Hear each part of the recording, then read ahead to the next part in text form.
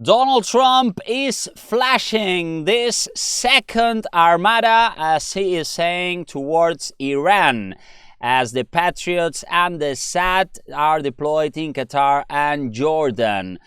Quite incredible what's going on for Iran. Now they have to make a choice what they will do in their defense. US is considering deploying a second aircraft carrier to the Middle East, while Axios is informing about this issue.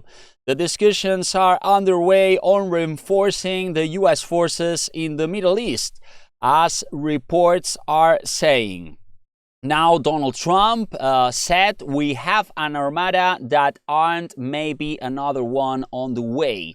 Donald Trump said on February 10th, today, the situation is quite difficult. Meanwhile, some activity appeared to be taking place inside the U.S. Al Udeid Air Base in Qatar.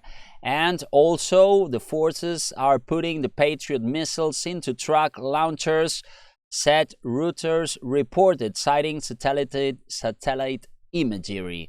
Patriot missiles were placed in M983 heavy expanded mobility tactical trucks, as Reuters said, and this is making a big issue to the situation, because if actually, as they said, the United States of America, Donald Trump, he said, okay, we are not going to attack Iran. Now we need to have some conversations in Oman.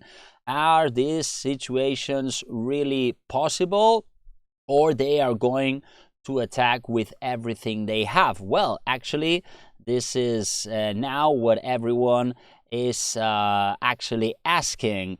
But check about the Patriot missiles, because they were placed in Al Udeid base, and this will allow missiles to be less easily targeted or deployed more quickly if needed, they said the reports.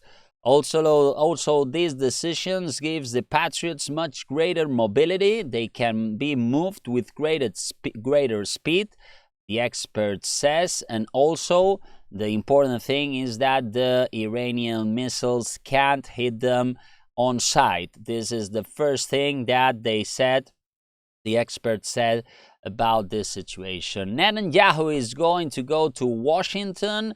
He wants to talk about this situation, but actually, this is what everyone is asking. Why is he coming to Washington instead of coming at the date 18th of February? He's coming the day 11th of February. This makes a lot of uncertainty. People are saying, why is he coming sooner? Maybe because he wants to attack Iran. And this comes as Israeli Prime Minister Netanyahu is set to meet Trump at the White House on February 11th instead of February 18th. Everyone is asking why and why about this situation. We're going to see what Netanyahu is saying about this issue. Let's see. We will discuss a number of issues: Gaza, the region, but of course first and foremost the negotiations with Iran. I will present to the President our ideas about the principles in the negotiations, the important principles, and in my opinion they are important not only for Israel, but for everyone in the world who wants peace and security in the Middle East. I think there's an extraordinary alignment between Israel and the United States. Everyone would love to see something that would resolve without a war, but it'll be up to Iran. They insist on holding nuclear weaponry and enriched uranium. And I think the presidents made it very clear that's not acceptable. Originally, well, this is what they said. This is what Netanyahu said. It's not acceptable about these issues, but of course now everything is on the table. What do they want to do actually with this situation? Of course, originally this conversation was scheduled for February 18th. The visit, as we said, was brought forward by a week, the reports said, and this came as US and Iran signaled to resume the indirect talks in Oman in the coming days. Or for example, this is what they said, for all those weeks where Jared Kushner and Witkoff were presumably talking to Oman, but actually this situation was not very good in the days past.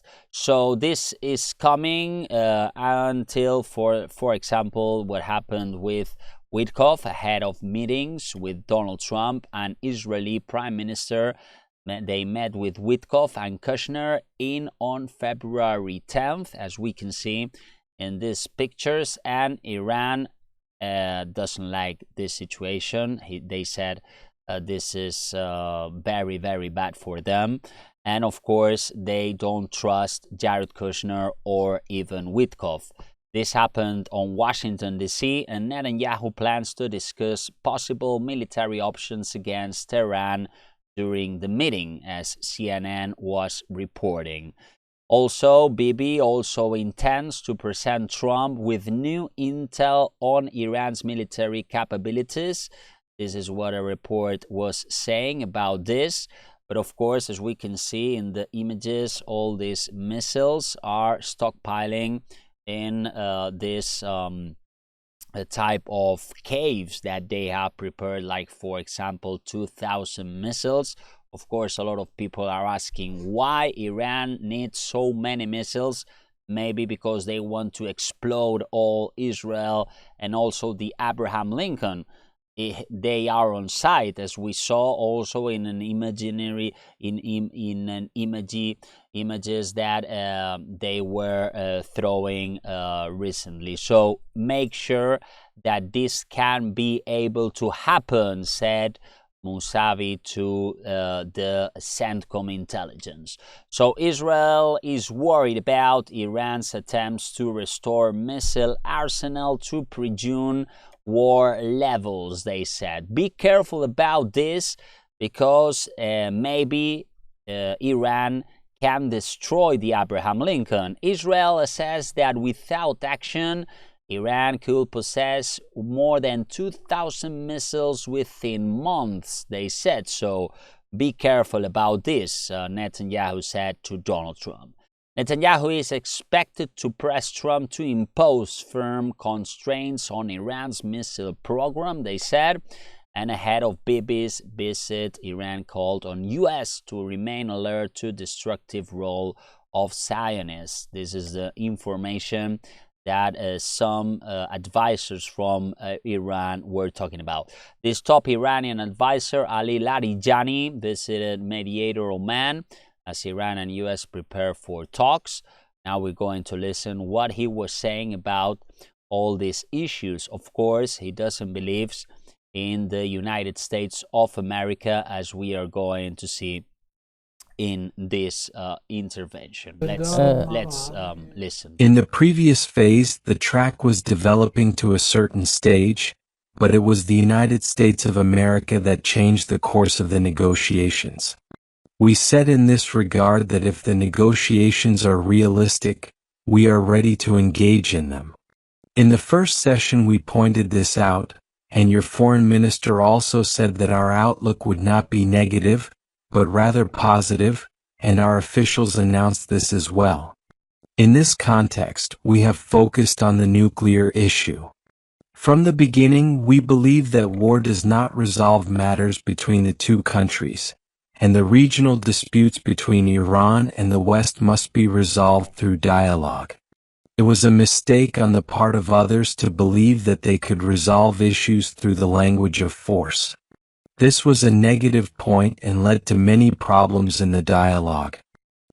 As you can see, Larijani wants some conversations, of course, with United States of America, but he is saying that it's important to have respect one with each other. We believe that the many problems in the region must be resolved through dialogue between both sides.